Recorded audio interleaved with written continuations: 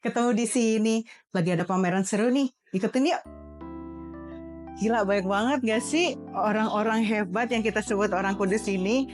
Yuk kita belajar banyak yuk dari mereka. Sebenarnya orang-orang kudus ini sama loh seperti aku dan kamu. Mereka punya struggle-nya sendiri. Mereka juga punya hidupnya sendiri yang up and down.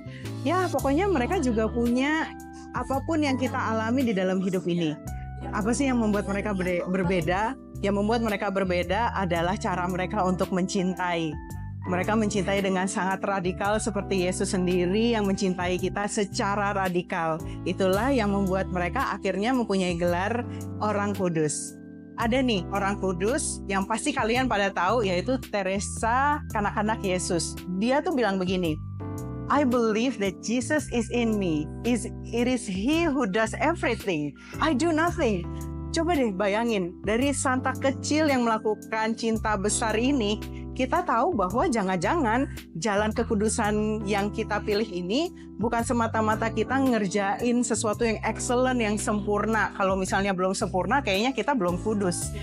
Tapi pertama-tama adalah Tuhan sendiri yang menghendaki jalan kekudusan buat kita, Yesus sendiri yang mencintai kita, dan juga Roh Kudus yang memperlengkapi kita. Kita bisa lihat nih di ayat 1 Petrus 1 ayat 3-9. Di situ kita bisa belajar bahwa Tuhan sendiri yang membawa jalan kekudusan ini buat manusia.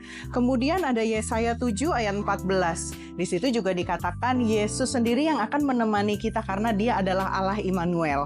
Dan terakhir di Yohanes 14 ayat 16, kita nggak berjalan sendirian, tapi ada juga yang namanya Roh Penolong atau Roh Kudus yang membuat kita terus menjalani jalan kekudusan ini dengan baik.